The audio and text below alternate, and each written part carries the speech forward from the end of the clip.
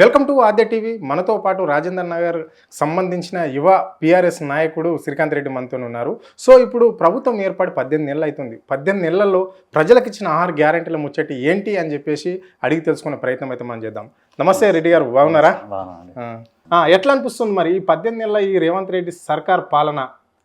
ఇప్పటికే 100 రోజులలో 6 గ్యారెంటీలు అన్నారు. దాదాపుగా 18 నెలలు అవుతుంది. మరి ఈ 18 నెలల్లో ఎన్ని ఇంప్లిమెంట్ అయినాయి ఈ రాష్ట్ర సర్కారు? మరి ప్రజలకు ఇచ్చిన వాగ్దానాలన్నీ ఇంప్లిమెంట్ అయినట్లన్నా నెరవేరుతున్నాయా? వాగ్దానాలు అన్నీ ఏం నెరవేర్తలేవు. అవన్నీ ఏం నడవదు. అంత తుస్సు గ్యాస్ ఏం లేదు ఆడ. ఓకే, ట్రాష్ గ్యాస్ అంతే, ఏం లేదు. ఏదో అంటారు కానీ చేస్తా అంటారు కానీ కాదు ఇంకా. కానీ అయిపోయింది ఇంకా. First impression best impression. First impressions పోయింది. గవర్నమెంటే నెగిటివ్ వచ్చేసింది. ఇక అది అయ్యే ప్రసక్తి అయితే లేదు. గవర్నమెంట్తో అయ్యే ప్రసక్తి లేదు. 18 నెలలు అవుతుంది. ఏం చేస్తారు ఏందన్నది ఇంకా క్లారిటీ లేదు. అంటే అన్ని ఒక్కొక్కటి ఇచ్చుకుంటూనే వస్తున్నాము అని చెప్పేసి రాష్ట్ర ప్రభుత్వం చెప్తున్నది. మళ్ళీ ఆ ప్రభుత్వంలో కొనసాగుతున్న మంత్రులు పెద్దలు కూడా అదే మాట చెప్తున్నారు. రేవంత్ రెడ్డి ఏమని, మహాలక్ష్మి పథకం ఇంప్లిమెంట్ చేసినాము, సన్నబియ్యం అన్నాము, సన్నబియ్యం ఇచ్చినాము, మహిళలకు ఉచిత సబ్సిడీ గ్యాస్ ఇచ్చినాము, గృహజ్యోతి పథకం ఇచ్చినాము, రకరకాల పథకాలు అన్నీ ఇచ్చుకుంటూ పోతున్నాము, ఒక్కొక్కటి ఇంప్లిమెంట్ చేస్తాము అంటున్నారు. మరి ఒక్కొక్కటి ఇచ్చేటప్పుడు మన 100 రోజులు ఎందుకు పెట్టారు? 100 రోజులు అన్ని చేస్తామని ఎందుకు పెట్టారు? డెడ్ లైన్ పెట్టింది వాళ్ళే. ఆగస్ట్ 15 అన్నది వాళ్ళే. చేస్తా అన్నది వాళ్ళే. అది గ్యాస్ వస్తుంది అంటే ఎవరికి వస్తుంది? ఎవరికి వస్తలేదు. వచ్చేటోళ్ళకే వస్తుంది. అది ఊర్లలో పోయి అడగని చెప్తారు వాళ్ళు. ఊర్లలో పోయి మేము మైక్ తీసుకుపోయి అడగని చెప్పుడు మాకు చెప్తారు అవుతుందా, వస్తున్నాయా, వస్తలేవా చెప్తున్నారు. మాకు తీసుకపోతే వస్తున్నాయి అని చెప్తున్నారు. ఏడు వస్తున్నాయి సార్. అసలు పోదామా? పోదాం, వెళ్దాం. 100% వెళ్దాం. మీ ఊరికి? మా ఊరికే వెళ్దాం. మా ఊరికే వెళ్దాం. కాదు, స్పెల్లింగ్ తప్పబడదని రైతు రుణమాఫీ కాలేదు మా దగ్గర. కాలి స్పెల్లింగ్ ఉల్టా రాసినందుకు రైతు రుణమాఫీ కాలేదు. ఏడొస్తుంది, ఏ వస్తలేదు. అన్ని ఉట్టి మాటలు అవన్నీ. అంటే ఇప్పుడు నిన్న కూడా మనం పేపర్లో చూసినాం. ఏమని? ఇక్కడ అగ్రికల్చర్ మంత్రి అంటున్నాడు, ఖరీఫ్ పంటకు రైతు భరోసా పైసలు కూడా వేస్తాము అని చెప్తున్నారు. మీరేం ఇంకా రుణమాఫీ కాలేదని మీరు అంటున్నారు. రుణమాఫీ 8% అయిపోయిందని ముఖ్యమంత్రి చెప్తున్నారు. ఏడైంది సార్, అది కాలేదు. రుణమాఫీ సగం కాలేదు. రైతు బంధు కూడా 3 ఎకరాల దాకా వేసారు అంటారు కానీ అవి వచ్చింది ఎంతనో కాదు. మనకైతే ఏం రాలేదు. మా మండలికే రాలేదు రైతు బంధు. మా మండలికే రాలేదు. అంటే మీ మండల రైతులు లేరా? ఎందుకు లేరు? ఉన్నారు. ఎందుకు లేరు? పాస్బుక్లోనే అన్నీ ఉన్నాయి. అంటే ఇంతవరకు అసలు రైతు బందే రాలేదు మా వాళ్ళకి. రైతు భరోసా అస్సలు రాలేదు. వేరే మండలాలు వచ్చింది, 3 ఎకరాల వరకు వచ్చింది అంటారు కానీ మా మండలం అసలు రైతు బందే వాళ్ళలేదు ఇప్పటి వరకు. రైతులందరూ రైతుల ప్రభుత్వం ఏది, రైతుల కోసం ఏర్పడిన ప్రభుత్వము అని చెప్పేసి పదే చెప్తుంటాడు కదా సీఎం. ఇది రైతుల సంక్షేమం కోరుకునే ప్రభుత్వము, రైతే రాజును చేసే ప్రభుత్వమే ఇందిరమ్మ రాజ్యం ఇది అని చెప్తుంటాడు. రైతును రాజు చేసింది బీఆర్ఎస్ గవర్నమెంట్. ఎట్లా అంటే అప్పట్లో కరెంట్ ఎట్లుంటుండే? 7 గంటలు అంటారు, 9 గంటలు అంటారు. అది వోల్టేజ్ తక్కువ ఉంటుండే. ఒక బోర్ ఫస్ట్ ముందు బోర్ వేసింది అనుకో, ఆ వేరే బోర్ నడవకుంటుండే. వోల్టేజ్ తక్కువ ఉంటుండే, ఆ కరెంట్ వచ్చి. కానీ బీఆర్ఎస్ గవర్నమెంట్ వచ్చిన తర్వాత 24 hours కరెంట్ పెట్టి అసలు ఎంత స్నాగ్నేషన్ లేకుండా. అంటే ఎట్లా అంటే కరెక్ట్ దానికి వోల్టేజ్ వస్తుండే, మోటార్లు కాదు కావు, నీట్గా ఉంటుండే కరెంట్ కూడా. అసలు కరెంట్ చూసిందే బీఆర్ఎస్ గవర్నమెంట్. కరెక్ట్ క్లియర్గా ఒక రైతు క్లియర్గా వాడిని వెళ్ళి మోటార్ వేసుకొని ఎంతవరకు ఆరబెట్టుకోవాలో అంతవరకు పారబెట్టుకొని బంద్ చేసి ఇంటికి వచ్చేటోడు. ఏ టైం కావాలంటే ఆ టైంకి. అంత భరోసా ఇచ్చేది మాత్రం బీఆర్ఎస్. నేను కూడా రైతునే. నేను స్టిల్ ఇప్పటి వరకు వ్యవసాయం చేస్తున్నా. నాకు తెలుసు అది విషయం. బీఆర్ఎస్ గవర్నమెంట్ తర్వాత వచ్చినప్పటి నుంచి కరెంట్ ఎట్లుండే, నీళ్ళు ఎట్లుండే అనేది 100% నాకు తెలుసు. అంటే ఇప్పుడు కూడా ఉంటుంది కదా కరెంట్? మరి అరే నేను తెచ్చింది కదా కేసీఆర్ కదా, 24 hours కరెంట్. ఇప్పుడు ఏంది మరి కరెంట్ పరిస్థితి ఏంది? కరెంట్ ఇప్పుడైతే పోతుంది. కొంచెం మెయింటెనెన్స్ తగ్గింది, పోతుంది. కరెంట్ అయితే పోతుంది, టైంకి పోతుంది. మళ్ళీ ఇక వీళ్ళు ఫోన్లు చేయగానే చేస్తున్నారు కానీ పోతుంది కరెంట్ అయితే. అప్పుడైతే కరెంట్ అసలు ఎట్లా 24 hours ఉండేది సార్. అసలు కరెంట్ గురించే మర్చిపోయినాం మేము. పోయి బోరేసుకున్నాం. అప్పుడు కరెంట్ పోతే వార్త, ఇప్పుడు ఉంటే వార్త. అట్లా అయిపోయింది. అవునా? కరెక్ట్ అంతే. ఇంకా మరి ఏంటి ఇప్పుడు మూసి పక్షాలను తప్పకుండా చేసి తీరుతాము అని చెప్పేసి ముఖ్యమంత్రి కూడా స్టేట్మెంట్ ఇస్తున్నాడు. దీన్ని ఎట్లా చూస్తారు మరి మీరు? మేము సన్ సిటీలో ఒకటి ప్రోగ్రామ్కి వెళ్ళినాం. మారీశ్రావు గారు అందరూ వచ్చినారు. మంచి బిల్డింగ్లు ఉన్నాయి. లక్షలు ఖర్చు పెట్టి బిల్డింగ్లు కట్టిరు. అవన్నీ అందులోకి వస్తున్నాయి అని చెప్పి రెడ్ మార్క్ వేసి పెట్టినారు. సో ఆ బిల్డింగ్ కట్టినప్పుడు ఏమనలే, దానికి పర్మిషన్ ఇచ్చినప్పుడు ఏమనలే. మళ్ళీ అవి కట్టినవి కూడా ఏదో రీసెంట్గా కట్టినవి కావు, అవి ఏళ్ళ కింద కట్టినాయి. మరి అన్నీ అయిపోయిన తర్వాత ఇప్పుడు వచ్చి వాడు దాని మీద లోన్ తీసుకుని ఉంటాడు, దాని మార్గేజ్ లోన్లు చేసి ఉంటాడు, హౌసింగ్ లోన్ తీసి ఉంటాడు, అన్నీ ఉంటాయి. ఇప్పుడు అవన్నీ కాదు, ఇవన్నీ తీసేస్తా అంటే కరెక్టేనా? సరే ఏది నువ్వు కబ్జా చేసి కడుతున్నావు అంటే ఇప్పుడు రీసెంట్ కడుతున్నావు అంటే ఆపితే ఒక లెక్క ఉంటుంది.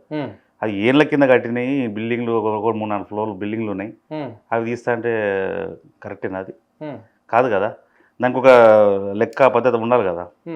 ఆల్రెడీ ప్రభుత్వము అధికారంలోకి వచ్చి నుంచి చెప్తుంది కదా, మూసి పక్షాలన చేస్తాము, హైడ్రా గిడ అంటే చెరువు కుంటల పక్క భూములు ఎవరైతే కబ్జా చేసి కట్టుకున్నారో వాళ్ళందరినీ మేము, అంటే హైదరాబాద్లో వాటర్ సోర్స్ వల్ల చాలా ఇబ్బందులు పడుతుంటారు వర్షాకాలంలో అని చెప్పేసి ఆ కాన్సెప్ట్ వాళ్ళది. సో ఇలాంటి ఇబ్బంది అవుతుంది అని చెప్పేసి ఇలాంటి చేస్తున్నాం పక్షాలను అని చెప్పేసి కూడా వాళ్ళు చేస్తున్నారు.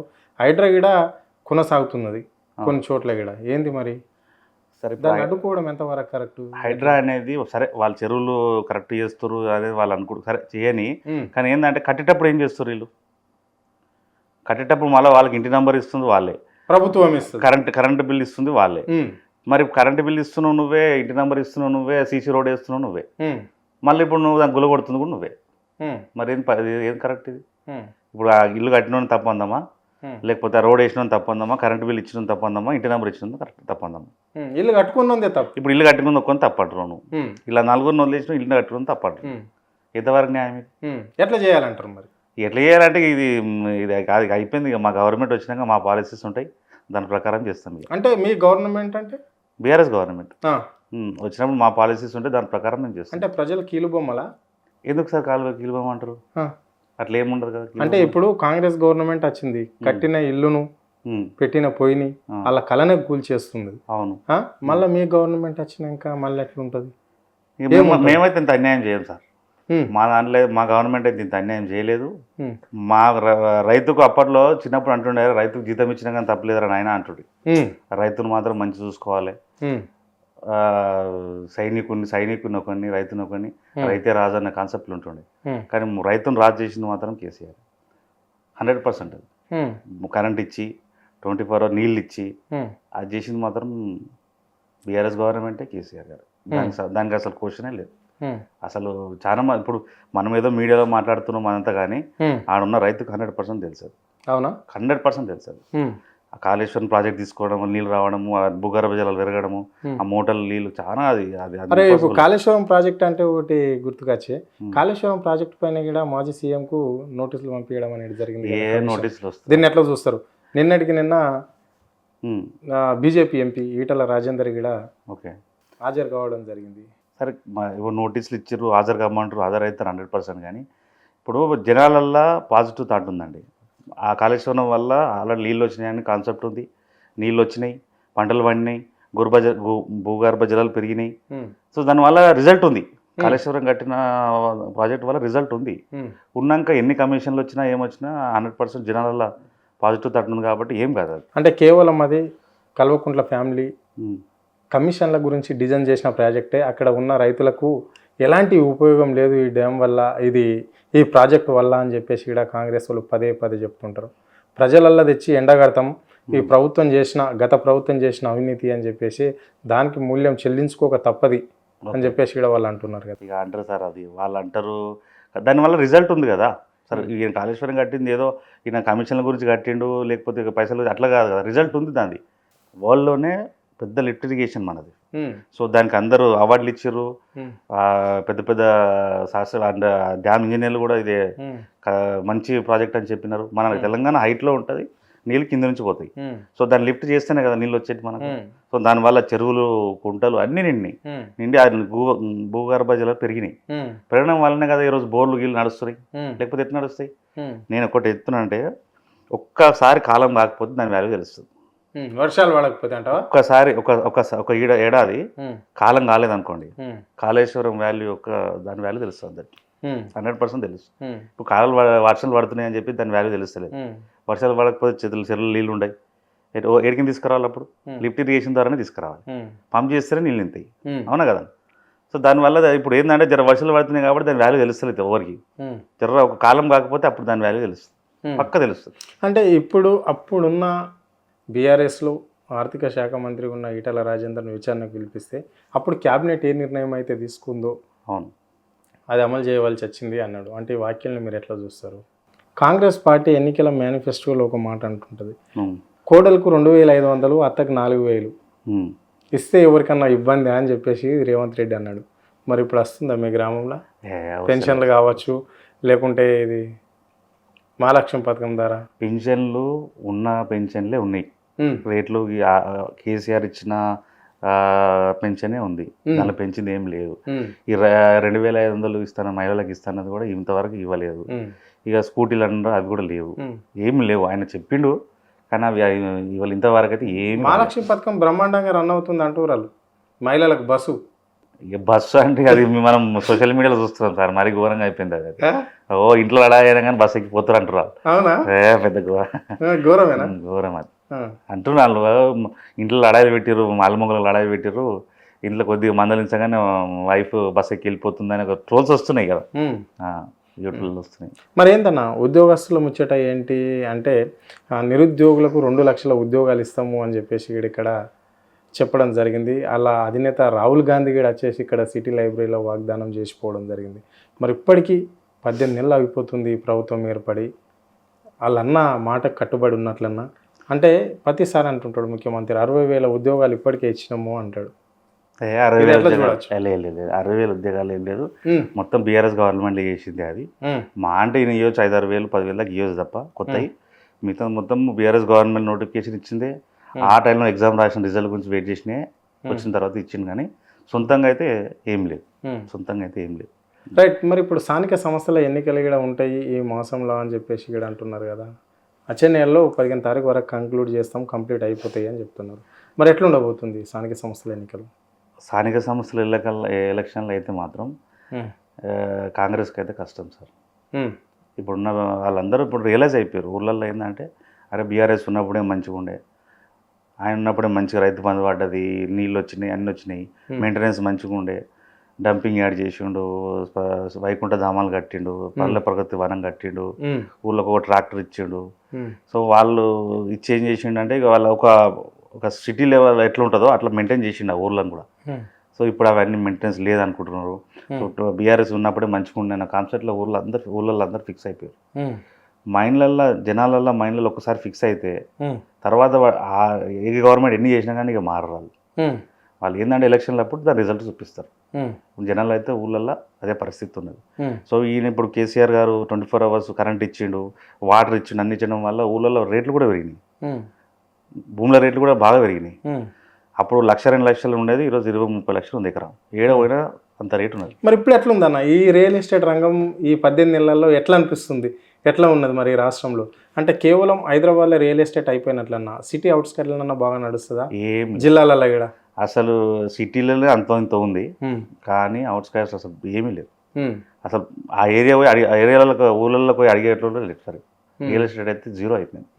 ఇప్పుడు సిటీలో మీకు ట్రాన్సాక్షన్ నడుస్తుంటే ఇక్కడ అమ్మిన వాళ్ళే అక్కడ పోయి ఇన్వెస్ట్ చేస్తూ ఉంటారు. సో ఇక్కడనే లేదు, సో అక్కడ ఇన్వెస్ట్ చేస్తారు. అంటే అయిపోయినట్లన్నా రియల్ ఎస్టేట్ పరిస్థితి? రియల్ ఎస్టేట్ అయితే ఇప్పుడైతే ఏం లేదు సార్, ఇప్పుడైతే ఏం లేదు. దాని గురించి దాన్ని ముందుకు తీసుకెళ్తాడు అనే ఆలోచన కూడా ఉందా లేదా, ఉన్నట్టు కూడా లేదు గవర్నమెంట్కి. ఓకే, లేదు రియల్ ఎస్టేట్ లేదు. Okay, right. మరి ఇంకోటి బీజేపీ బీఆర్ఎస్ ఒకటే అని ప్రచారం చేస్తున్నారు, అది ఎంతవరకు కరెక్ట్, ఎట్లా? అది వాళ్ళ మీద వీళ్ళు చెప్తారు, వీళ్ళ మీద వాళ్ళు చెప్తారు. ఏం లేదు ఆడ బీఆర్ఎస్ లేదు, బీఆర్ఎస్ పార్టీకి అవసరమే లేదు, ఆ సింగిల్ పార్టీ అది. అంటే విలీనం అవుతుంది మాటలు సార్. ఇట్లా ఇప్పుడు 10 ఏళ్ళు కొట్లాడారు, 10-15 ఏళ్ళు కొట్లాడిన పార్టీ, తెలంగాణ తీసుకొచ్చిన పార్టీ, ఒక మాట తీసుకొచ్చిన పార్టీ, 10 ఏళ్ళు రూలింగ్ చేసిన పార్టీ, మర్యాదను ఎట్లా అంత చిన్న ఈజీగా ఎట్లా మాట్లాడతారు సార్? చిన్న కామన్ సెన్స్ అది. 25 ఏళ్ళ చరిత్ర దానికి సక్సెస్ తప్ప ఓటమి తెలియని పార్టీ ఇది. అవును, ఆయన 2000 నుంచి 2014 దాకా కొట్లాడి తెలంగాణ తెచ్చిన పార్టీ ఇది. మళ్ళా 2014 నుంచి ఇప్పటి వరకు 10 ఏళ్ళు రూలింగ్ చేసిన గవర్నమెంట్. మర్చి ఎట్లయితే చెప్పండి. అందుకే మీరేమో అభివృద్ధి చేసిండు కేసీఆర్, 100% చేసిండు. ముఖ్యమంత్రి రేవంత్ రెడ్డి అంటున్నాడు 9.5 సంవత్సరాలు ఇక్కడ ఈ రాష్ట్రాన్ని కేసీఆర్ పాలించిండు, బీఆర్ఎస్ ప్రభుత్వము బస్టు పట్టించింది, అవన్నీ సర్దుకుంటూ రావాల్సిన టైం వచ్చింది, మాకు మేము చదువుతున్నాం, ప్రజలకు ఏమైతే మేము ఇచ్చినామో అన్ని వాగ్దానాలు అన్నీ నెరవేరుస్తాము, కానీ అప్పుల రాష్ట్రాన్ని చేసిపోయింది రాష్ట్రాన్ని కేసీఆర్, కాబట్టి కొంచెం లేట్ అవుతుంది ప్రజలకు, మేము ఇవ్వాల్సిన అన్నీ ఇవ్వలేకపోతున్నామని కూడా ఒకసారి చెప్తున్నాడు. దాన్ని ఎట్లా చూస్తారు? ఇప్పుడు ఊళ్ళల్లో 1,00,000-2 లక్షలు ఉండేది ఎకరా, సో వాళ్ళు ఒక 5-6 లక్షలు అప్పు చేసిండు అనుకో, ఆ రైతు ఆత్మహత్య చేసుకుంటుండే. ఎందుకంటే ఆ ల్యాండ్ అమ్మినా కానీ ఆ అప్పు తీరదు. కానీ అలాంటి సిచ్యువేషన్లు మార్చిన మహానాయకుడు కేసీఆర్. ఎట్లా చెప్పాలా, సరే ఇప్పుడు ఆడ 20-30 లక్షలు నడిచింది, ఆయనకు 5 లక్షలు 10 లక్షలు అప్పు ఉంది అనుకోండి, ఆయనకు ఒక ధైర్యం ఉంటుంది. నీ ఏమైంది పోయి, నాకు 1 ఎకరా భూమి ఉంది, మా అంటే ఆ 10 లక్షలు అప్పు ఉంది, నాకు 30 లక్షలు పోతుంది, ఇంక 20 లక్షలు నాకే మిగిలిన ఉంటాయి. నేను ఎకరా భూమి అమ్మితే ఇంకా నాకే ఉంటుంది. సో అట్లా ఒక ధైర్యాన్ని ఇచ్చినటువంటి నాయకుడు కేసీఆర్. ఇప్పుడు ఊళ్ళల్లో సిటీలలో ఏమంటారు అంటే, సిటీలలోనేమో చాలా మంది ఏమంటారు, నాకు 50,000 గజం కావాలి, 25,000 30,000 గజం కావాలి, ₹1,00,000 గజాలని సిటీ వాళ్ళు అనుకుంటారు. కానీ పల్లెటూరులో అనుకోద్దా, మా ల్యాండ్ 50 లక్షల ఎకరం పోవాలి, మా ల్యాండ్ ₹1,00,00,000 ఎకరం అనుకుంటారు కదా వాళ్ళు కూడా. ఆ కాలం నెరవేర్చేటువంటి నాయకుడు కేసీఆర్. ఊళ్ళల్లో మీరు ఊళ్ళలో కొండి మినిమం ఎకరా 30 lakhs కంపల్సరీ ఉంది. మినిమం 25 నుంచి 30-50 lakhs ఉంది. తెలంగాణ రాష్ట్రం మొత్తం ఉంది, మొత్తం ఉంది. అవునా? నాకు కూడా భూమి ఉంది బయట. ఈ మినిమం మేము అప్పుడు కొన్నది చాలా తక్కువ, కానీ ఇప్పుడు మినిమం 50 లక్షలు ఉంది. మినిమం 50 లక్షలు ఎకరం. మీరు అర్థం చేసుకోండి, మరి అక్కడ ఉన్న రైతులు ఎంత సంతోషపడతారు. బీఆర్ఎస్ 10 ఏళ్ళలో విధ్వంసం కాదు, అసలు ఎంత డెవలప్ చేసిందో అసలు ఇండియాలోనే చేయలే, ఏ స్టేట్ చేయలే. అట్లా చేసి రాదు. పొద్దున్న లేచిన నుంచి 24 hours కేసీఆర్ గారు కానీ కేటీఆర్ గారు కానీ మొత్తం డెవలప్మెంట్ పైన నడిచింది మొత్తం. జనాలు కూడా హ్యాపీగా ఉండే. రైట్. చివరిగా కేవలం కేసీఆర్ కేటీఆర్ అలా ఫ్యామిలీని ఎందుకు టార్గెట్ చేసి ముఖ్యమంత్రి పదే మాట్లాడుతుంటాడు అంటే, ఆయన టార్గెట్ చేస్తేనే కదా, ఆయన టార్గెట్ చేస్తేనే ఈయన ఇప్పుడు నేను మ్యాటర్ డైవర్ట్ చేయడానికి వస్తుంది కదా. వాళ్ళు 10 ఏళ్ళు పాలించారు. ఇప్పుడు నేను ఏమంటానంటే, ఆ 10 ఏళ్ళు పాలించినటువంటి వాళ్ళు ఈయన వాళ్ళని క్రాస్ చేయాలంటే వాళ్ళకన్నా ఎక్కువ డెవలప్మెంట్ చేసి చూపెట్టాలి. వాళ్ళని తిట్టినా లేకపోతే వాళ్ళని జైల్లో పెట్టినా కాలేదు, అది ఇంపాసిబుల్. అట్లా చేస్తే వేస్ట్. నువ్వు డెవలప్మెంట్ చేసినావు అనుకో వాళ్ళని మర్చిపోతారు. నువ్వు డెవలప్మెంట్ చేయకపోతే వాళ్ళే సీఎం లాగా అయిపోయింది. తెలంగాణ స్టేట్లో వాళ్ళకే ఎక్కున్నంత సర్కిల్. మొన్న సభ చూసారు కదా మీరు, ఎట్లా ఎంతమంది వచ్చారు. మరి అది కూడా ఫెయిల్ అంట కదా వరంగల్ సభ. అదే మంత్రులు కూడా చెప్పడం ఫెయిల్ అని. ఎవరు అంతొట్టి మాటలు అవి. నేను కూడా పోయినా కదా, ఇక్కడ ఫెయిల్ సార్. అది 25 కిలోమీటర్ల నుంచి ట్రాఫిక్ జామ్ ఉంది. అంతేనా? అంటే ఇక్కడ ముఖ్యమంత్రి కూడా ఒక మాట అన్నాడు, అంటే అక్కడ ఏదైతే ప్రతిపక్షం గట్టిగా ఉంటుందో ఆ సభకు సంబంధించి అన్ని ఏర్పాట్లు మా అధికారులతోటి మా మంత్రులతో చేయించిన అవసరం ఉన్నన్ని బస్సులు మా రవాణా శాఖ మంత్రికి పొన్నం ప్రభాకర్ పిలిచి చెప్పిన ఎన్ని బస్సులు ఇవ్వాలంటే అన్ని బస్సులు ఇవ్వండి, ఎందుకంటే ప్రతిపక్షం ఎంత గట్టిగా ఉంటే పాలకపక్షం ఆ పనులన్నీ చేసుకుంటూ పోతుంది అని చెప్పేసి నేను అన్ని విధాలుగా సహకారం చేస్తే కేసీఆర్ మినిమం 57 నిమిషాలు మాట్లాడినా కానీ ఒక్కోసారి కూడా నా పేరు ఎత్తాలంటేనే భయపడ్డాడు అని చెప్పేసి ముఖ్యమంత్రి అంటుండు. ఈ వాక్యాలు మరి మీరు ఎట్లా చూస్తారు? ఇప్పుడు అన్ని స్పెసిలిటీస్ వాళ్ళు చేస్తే ట్రాఫిక్ ఎందుకు జామ్ అవుతుంది సార్? 25 కిలోమీటర్లు ఒక్కొక్క ఏరియాలో ట్రాఫిక్ ఎందుకు జామ్ అవుతుంది? మేము 6 గంటలకు కూడా స్టేజ్ కాడికి పోలేము. మేము 6 గంటలకు కూడా జనాలు స్టేట్ దగ్గర పోలేరు. అంత ట్రాఫిక్ జామ్ అయిందంటే ఎట్లా? అన్ని ఏర్పాటు చేస్తే ట్రాఫిక్ జామ్ అవుతుందా? అవుతుందా? కాదు కదా. ఇక అది వాళ్ళకే వదిలేసాం. ఇక అది వాళ్ళు ఏమనుకుంటారో వాళ్ళు చెప్తారు, ఇక రాజకీయంగా చెప్తారు. కానీ ఆడ మేము లైవ్ చూసినాం, 25 కిలోమీటర్ ఫుల్ ట్రాఫిక్ జామ్. అసలు ఎంత జనాలు అంటే మామూలు జనాలు కాదు. చాలా మంది ఆడికి పోవమనే కాన్సెప్ట్ మలుపుకొని ఆడనే వండుకొని తిన్నారు. పొద్దున 5-6 అయింది సార్ ఇంటికి వస్తా కదా. అంత మార్నింగ్ అంత అట్లా అయింది. అంత పెద్ద ప్రోగ్రామ్ అది. నేనైతే ఇప్పటివరకు అది అసలు ప్రోగ్రామే చూడలేదు, ఎవరు సభ చూడలేదు. అంత పెద్ద సక్సెస్ అది. Right. Thank you Srikanth Reddy గారు, మీ అమూల్య టైం మాకు కేటాయించినందుకు ధన్యవాదాలు. Thank you.